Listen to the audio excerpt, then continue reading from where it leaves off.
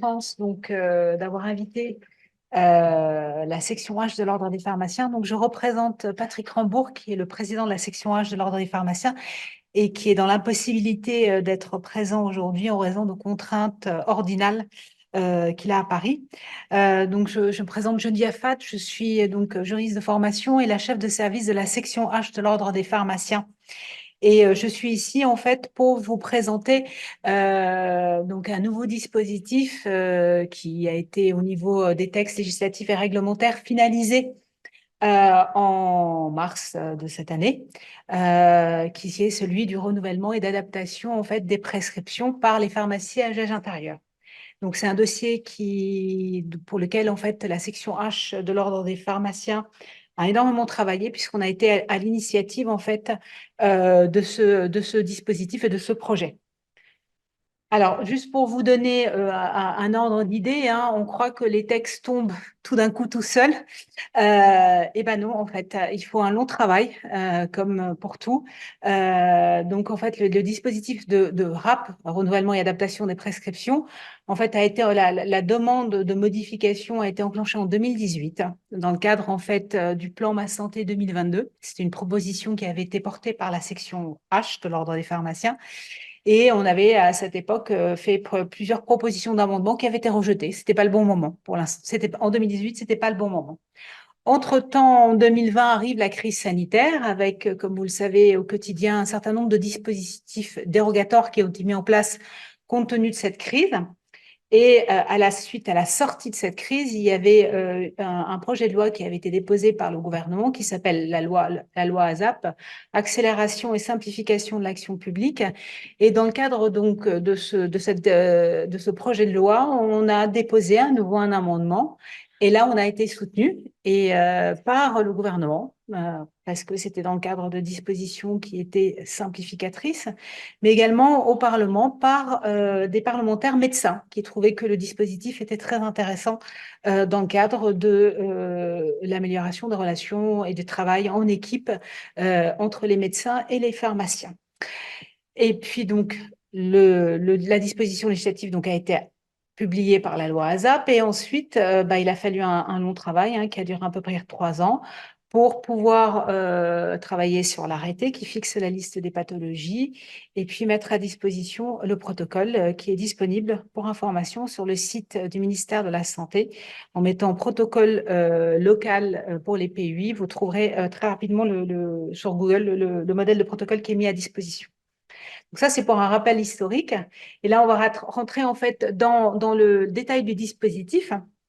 Donc, comme vous le savez, la législation des pharmacies intérieures est très stricte et très encadrée. Elle est encadrée par un volet législatif qui a été publié par l'ordonnance PUI qui date de 2016 et un volet réglementaire qui est le décret PUI. Hein. Pour vous donner un ordre d'idée, on est à 120, 130 articles qui régissent le fonctionnement, l'organisation de votre métier au quotidien. Et donc, dans l'article L5126-1 définit les missions des PUI avec un socle de base commun à l'ensemble des PUI.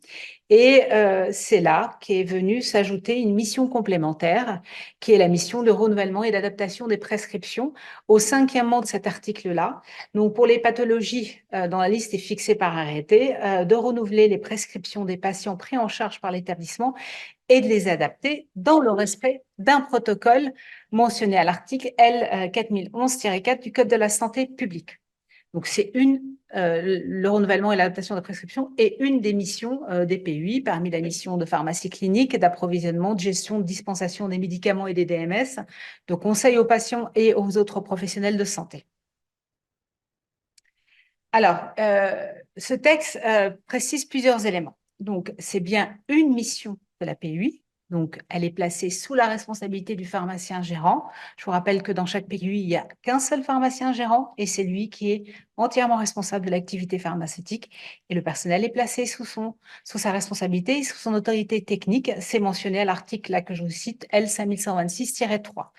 C'est bien un acte pharmaceutique à part entière, ce n'est pas un acte médical, puisqu'il relève des missions d'une PUI.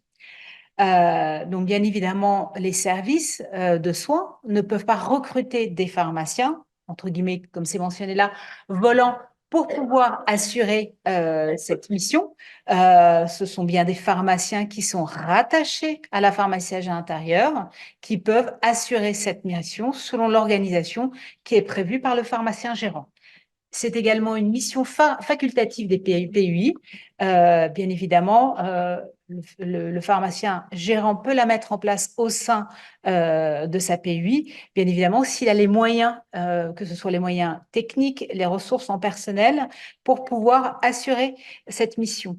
Et l'obligation à la charge du représentant légal de l'établissement de mettre à disposition du pharmacien gérant les moyens est prévue réglementairement par l'article R 5126-8 du Code de la santé publique. Et c'est évidemment une mission qui peut faire l'objet d'une coopération entre pharmaciages intérieurs, comme d'autres missions, comme la pharmacie clinique ou la mission d'approvisionnement de médicaments ou de DMS. Donc, on a deux volets dans cette mission, que sont l'adaptation et le renouvellement. Je vous rappelle que la faculté d'organiser le travail au sein de la PUI relève de la compétence et du périmètre de responsabilité du pharmacien gérant de la PUI, qui peut, par voie de délégation, déléguer des missions et des activités à ses pharmaciens adjoints. Et c'est sur la base de ces délégations qu'il peut déléguer à un ou plusieurs adjoints la mission de renouvellement et d'adaptation des prescriptions. C'est également prévu au Code de déontologie des pharmaciens et donc à l'article R 4235-14 du Code de déontologie. Cette mission de renouvellement et d'adaptation des prescriptions ne peut se faire que sur la base d'un protocole d'établissement dont les modalités sont prévues à l'article L 4011-4 du Code de la santé publique. Donc, ça renvoie à cet article-là et qui vous donne le cadre réglementaire, enfin le cadre législatif de la procédure en fait de validation de ce protocole. Donc, c'est un protocole local de coopération. Le dispositif est limité en fait aux établissements de santé publics comme privés et GHT, ce qui signifie que les établissements médico-sociaux et les services d'incendie et de secours ne peuvent pas en fait réaliser cette mission pour l'instant en raison de l'obligation de signer un protocole local qui ne vise que les établissements de santé. Il y a une procédure administrative de validation de ce protocole, qui est l'avis préalable de la CME, la déclaration auprès de l'ARS territorialement compétente de la mise en œuvre de ce protocole. Et puis, bien évidemment, ce protocole est au niveau local, mais il peut être élargi au niveau national. Et le modèle de protocole, vous avez le lien là sur le PowerPoint qui est mis à disposition par le ministère de la Santé, sur lequel en fait on a travaillé avec la SFPC, mais également les organismes syndicaux représentatifs de la profession pour avoir un modèle qui convient à votre exercice. Et sur la partie réglementaire, puisqu'on vous dit que vous pouvez réaliser cette mission au sein de la PUI, mais sur la base en fait de listes de pathologies qui sont prévues réglementairement, donc par un texte réglementaire. Et c'est le dernier texte qui a été publié, qui est l'arrêté du 21 avril 2023. Et cet arrêté en fait fixe cette fameuse liste de pathologies, mais elle n'est pas une liste détaillée de situations de pathologies concrètes, mais qui renvoie à des situations plus globales pour vous simplifier la mise en place du dispositif. Donc, l'article 1er donc, de cet arrêté vous dit que la liste des pathologies pour lesquelles les pharmaciens exerçant en pharmaciage intérieur sont autorisés à renouveler et adapter les prescriptions comprend, soit dans le premier cas, l'ensemble des pathologies qui sont présentées par le patient ayant fait l'objet d'une activité de pharmacie clinique qui est définie à l'article R 5126-10 du Code de la santé publique. C'est dès lors que vous avez réalisé une seule activité de pharmacie clinique, vous pouvez, en fait, dans le cadre de ce protocole de renouvellement et d'adaptation, réaliser l'adaptation ou le renouvellement de la prescription pour le patient. Il faut bien évidemment avoir tracé l'intervention pharmaceutique qui est réalisée dans le cadre de l'action de pharmacie clinique. Alors, je vais pas, vous avez là au niveau du Code de la santé publique, hein, je ne vais pas revenir en détail, ce qu'on appelle les actions de pharmacie clinique, hein, quelles sont les listes des différentes actions que vous pouvez réaliser pour pouvoir mettre en œuvre ce protocole. Au niveau donc de cet article, on va avoir deux volets, soit la RATD, soit la RATC, c'est-à-dire soit un renouvellement et une adaptation thérapeutique directe, c'est-à-dire que le pharmacien assure et met en œuvre directement le renouvellement et l'adaptation de la prescription, soit le renouvellement et ou l'adaptation thérapeutique concertée qui se fait en accord avec le prescripteur pour déclencher l'intervention du pharmacien. Alors là, je vous ai mis, c'est un schéma qui provient de la SFPC en fait, et qui a déjà été présenté par le professeur Stéphane Honoré en 2022, qui vous schématise concrètement l'expertise de pharmacie clinique. Et donc, l'action, l'avis pharmaceutique qui, dans un premier temps, permet le renouvellement et l'adaptation thérapeutique soit directe, soit concertée. Et dans un deuxième temps, la réalisation de l'acte de dispensation. Bien évidemment, il est bien recommandé en fait pour des raisons de sécurité juridique et d'éviter un certain nombre de sécurités en fait, de bien distinguer le pharmacien qui réalise le renouvellement et l'adaptation des prescriptions de celui qui assure la sécurisation et la dispensation des médicaments.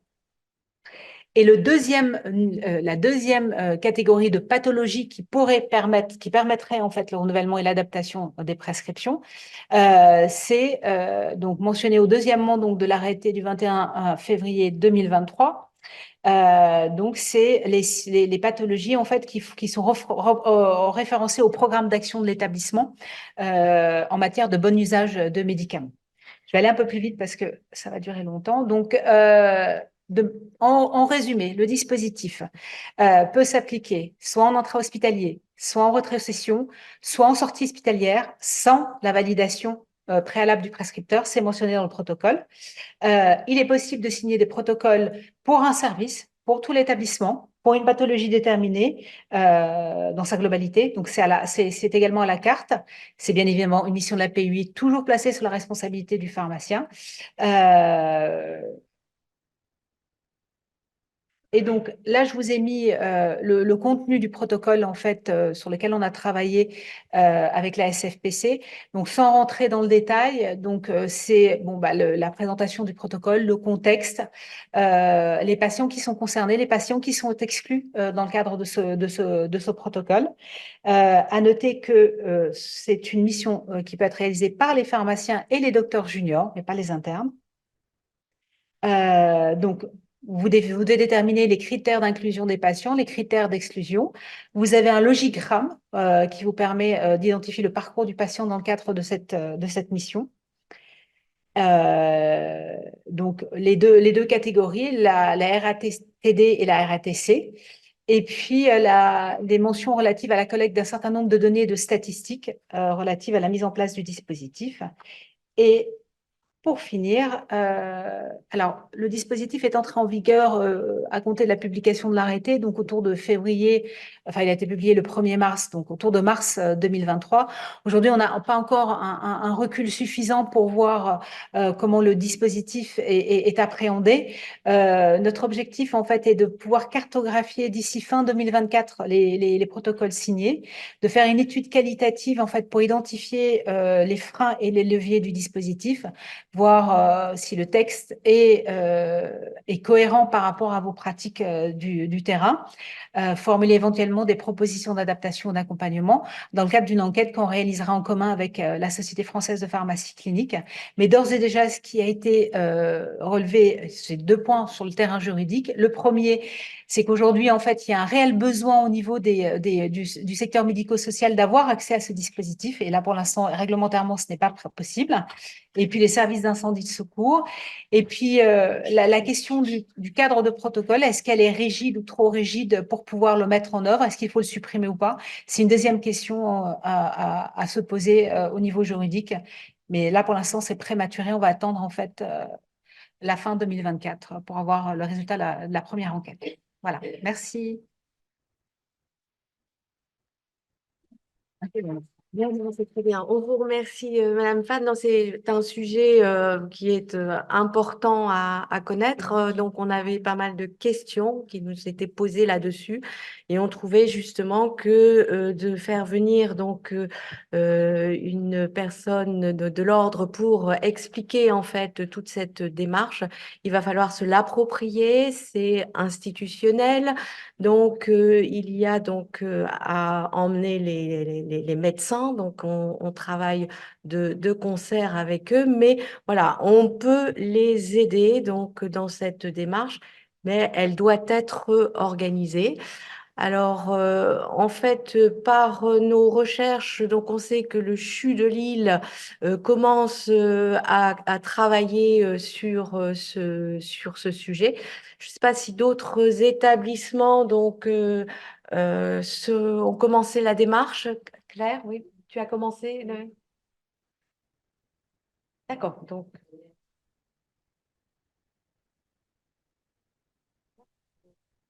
l'établissement de santé mentale. Avec Pour avoir une idée, c'est sur quelle thématique sur le- Oui, oui, mais sur quel type d'adaptation, est-ce qu'elles ont été ciblées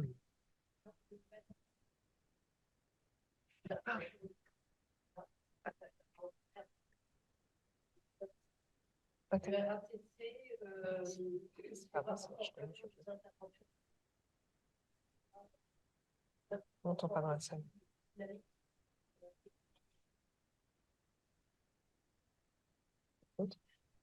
Ouais. Ils n'entendaient pas dans la salle. Un, deux, c'est bon. Bon, on va Tu peux reprendre. tu peux nous la refaire? Ouais. Oui, je disais qu'on avait commencé à mettre en œuvre, on l'a présenté en CME, qu'on a eu un accueil très favorable de la part des prescripteurs. Le protocole est en cours de rédaction.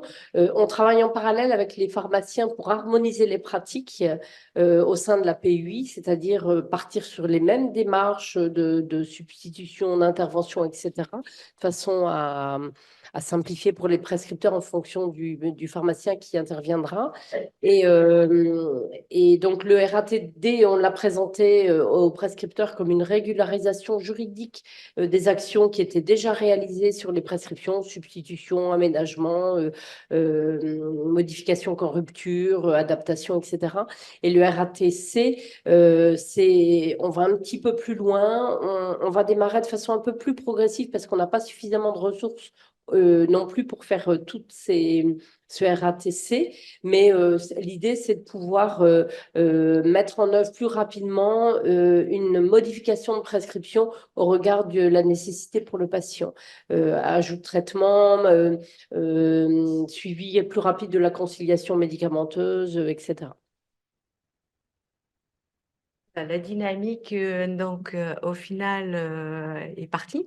Donc, ce qui sera intéressant, justement, c'est à distance, là, en 2024, de pouvoir faire un retour d'expérience, donc, sur ces protocoles locaux.